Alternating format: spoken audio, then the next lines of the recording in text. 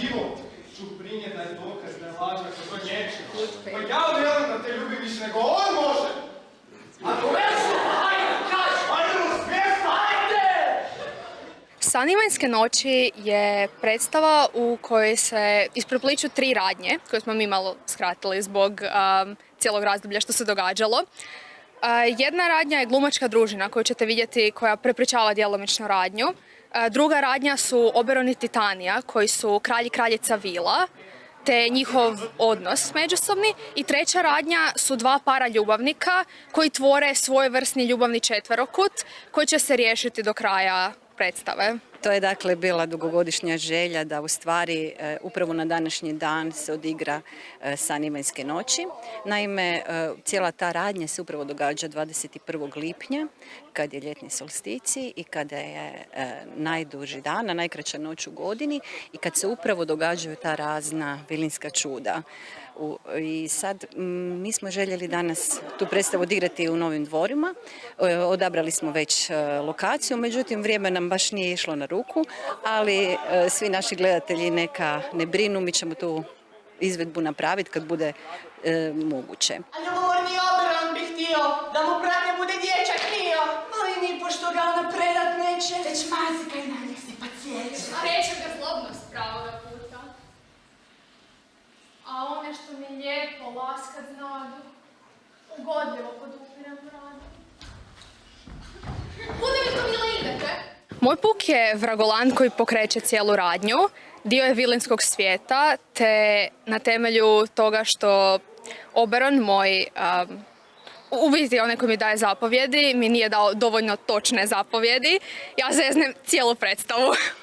Puk se može raditi na više različitih načina. Mi smo odlučili malo zamijeniti uloge vila i puka, tako što vile su sada muški, a puk je ženski. Te smo napravili puka koji je više mističan u odnosu na normalnog puka, te koji radi stvari koje radi iz svojevrsne zlobe prema ljudima koje smatra nižima od sebe, pogotovo vilama, oni su grozni. Katastrofa. Mi oboje igramo vile, u stvari nas je 3, treći je u garderobi nešto radi, nemam pojma.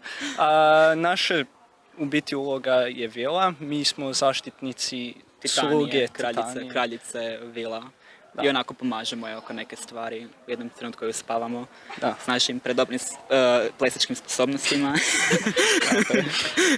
Ona nama govori što mi moramo raditi, mi moramo nju slušati, u suprotnom ne bi bilo dobro. Čak se suprobimo s pukom u jednoj sceni, to je zanimljiva scena. Kako se snašli u ovim ulogama, budući da su inače ovo ženske uloge? Pa shvatili smo onako malo ironično, ne, pa ćemo dati, skužili smo, ako idemo all in, idemo onako 150% previše nego što bi inače se tražilo od nas. Onak što više ekstra, to bolje. Cijela predstava je komedija, tako da mi moramo, naša uloga da mi nasmijavamo u biti ljude, tako da... Komični dio smo mi u biti. Ma stani ovdje, ne zbog na ženu. Pa šta nisam ja to ljubav? Ma bio bi da, ja sam tvoja žena! Do tebe stoji da to popraviš. A i njoj za ljubav, ja dječaka njenog odgajam i njoj za ljubav neću se rastati s njime. Ovu predstavu, dakle sad su preuzeli mladi studenti, predstavu je režirao Max Kostelac, koreografiju je napravila Ana Dora.